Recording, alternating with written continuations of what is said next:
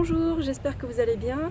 Aujourd'hui je suis heureuse de vous retrouver pour vous parler d'un sujet, c'est la manière dont je prends les photos et dont je les publie. Et cet endroit est tellement magnifique que voilà, j'avais envie de faire une vidéo ici en plus. Alors d'abord, quand je prends des photos, j'utilise mon smartphone, c'est un Galaxy S5 et avant j'utilisais mon Galaxy S tout court, avant qu'il bug à mort. Et alors quand je prends des photos, je le fais plutôt en journée, voire même carrément à midi pour que mes assiettes de fruits elles ressortent vraiment bien, qu'on voit bien les couleurs et qu'il n'y ait pas de flou et de mauvaise qualité d'image. Je prends très rarement des photos le soir parce que c'est pas parce que mes repas du soir sont pas intéressants, c'est juste parce que la luminosité est tellement mauvaise que ça vaut pas le coup d'en prendre. Et j'ai envie de vous partager que des belles choses, alors, voilà, ça tombe bien. Donc j'ai des photos entre 10h du matin et 16h maximum en hiver. En été, on peut un petit peu étendre et globalement, si possible, je fais carrément même mes photos en extérieur pour qu'il y ait encore plus de lumière. Pas forcément en plein soleil, mais à l'ombre, dehors. Voilà, alors une fois que ça c'est fait, ah oui, j'utilise aussi un trépied la plupart du temps pour que les photos soient bien nettes, surtout quand la luminosité n'est pas terrible. Alors ce que j'utilise, c'est un mini trépied, il fait juste ça de hauteur, c'est un truc tout bidon acheté sur internet. Et j'en ai aussi récupéré un qui est vraiment super grand, il peut mesurer jusqu'à 2 mètres s'il le faut, je crois. Et donc voilà, en fait prendre un trépied ça permet de faire des photos qui sont pas floues. Bon bah, je suis jamais fait de cours de photo donc voilà, si vous en avez fait vous allez sûrement rire de mes conseils de base.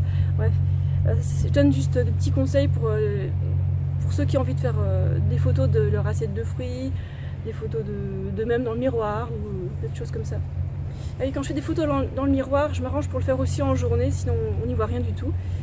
Et en fait mon miroir il est perpendiculaire à la fenêtre, ce qui fait qu'on voit bien les formes des abdos, des muscles s'il y en a et tout ça. Alors une fois que la photo elle est faite, déjà j'en fais plusieurs comme ça je choisis la meilleure. Et ensuite je la découpe au format Instagram avec le logiciel d'Instagram.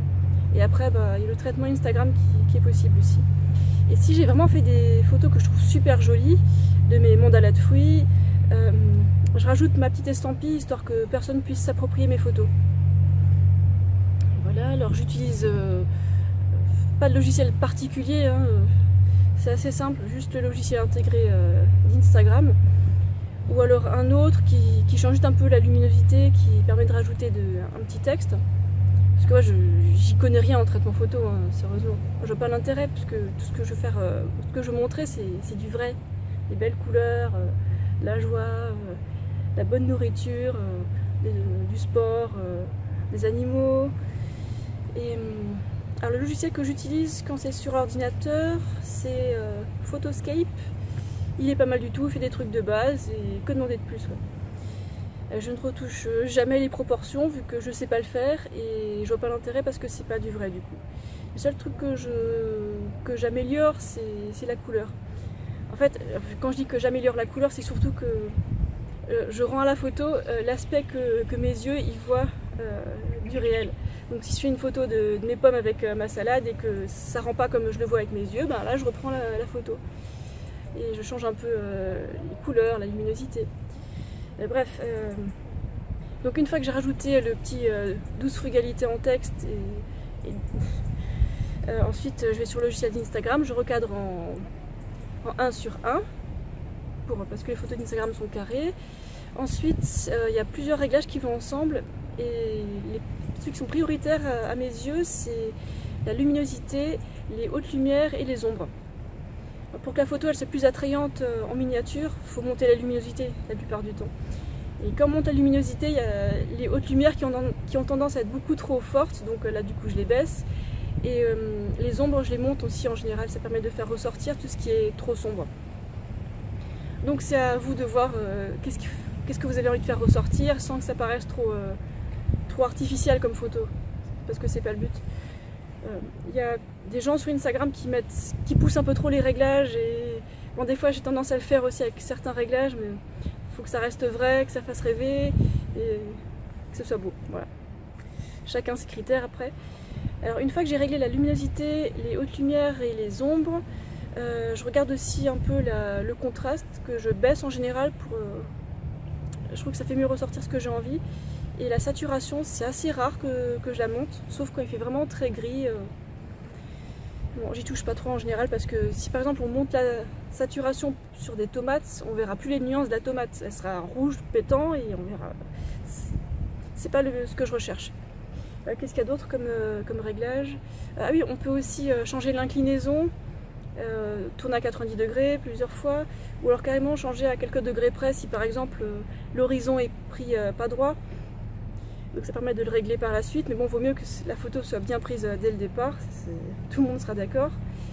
Et on peut aussi régler, donc j'ai dit saturation, contraste, que je touche pas trop. On peut aussi retoucher la chaleur de la photo.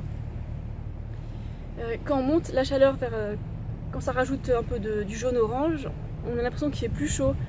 Donc du coup ça permet de faire des photos en plein hiver sur le balcon, en mettant un peu de chaleur dessus, et on dirait qu'on est sous les tropiques, hein, pour peu qu'on montre quelques bananes, des cocos, et puis l'illusion est faite. Quand je fais des photos près de la mer ou quand il y a de l'eau, j'aime carrément baisser la chaleur pour que ça ait l'air plus froid, plus bleu. Et encore une fois, quand je fais une photo, moi je la vois magnifique avec mes yeux, et puis après quand je vois le résultat, je fais ah non, moi je vois plus bleu que ça, donc je baisse la chaleur. Et une fois que tout ça c'est fait, on peut aussi améliorer la netteté. Je l'utilise pas trop ça non plus. Ça peut être un peu utile quand on a une photo un peu floue et que vraiment on veut la publier et pas qu'elle ait l'air trop flou. Alors quand on monte la luminosité sur le pelage d'un chat, on voit plus que les poils. Voilà. Ça fait beaucoup ressortir les poils. Pourquoi pas, hein. Et il y a aussi les réglages tilt shift et vignette que je n'utilise pas. Donc la prochaine fois que vous voulez faire vos propres réglages bien personnalisés sur Instagram, cliquez sur la clé à molette qui est à droite de l'écran. Moi j'aime pas trop les réglages prédéfinis qui font des effets un peu vieillots. Bon, il y en a qui aiment, il y en a qui aiment pas, et moi j'aime pas. Donc essayez tout ça et puis donnez-moi des nouvelles. Et voilà, je crois que j'ai fait le tour des petits réglages. Et voilà, donc avec tout ça, je publie des photos à peu près tous les jours. Ah ouais, je me mets la pression pour vous faire des photos tous les jours. Et celles que je préfère, je vous les mets aussi sur Facebook. Un petit peu sur mon site aussi. J'aime bien aussi les utiliser pour illustrer des propos dans des vidéos. Et voilà, j'espère que ça vous a aidé pour faire vos petits réglages à vous. Et pensez vraiment à faire vos photos dehors si possible, contre la fenêtre ou alors sur le balcon ou à la fenêtre. Ça change tout, hein. Les photos le soir ça ressort pas bien, personne n'a envie de voir. Et quand on regarde les gens qui sont les plus suivis sur Instagram, c'est ceux qui ont les photos les plus soignées.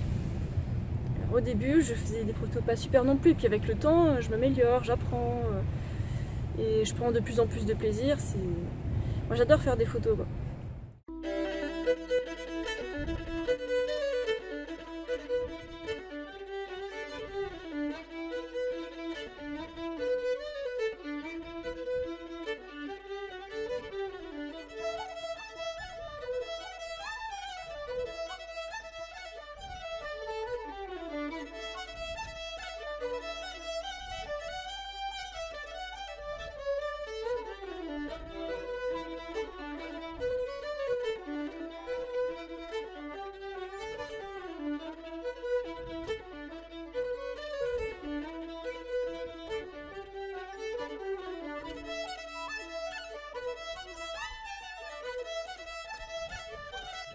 Voilà, j'espère que cette vidéo vous a été utile ou du moins que vous avez bien aimé la vue. Allez, je vous dis à très bientôt pour une autre vidéo. Bye!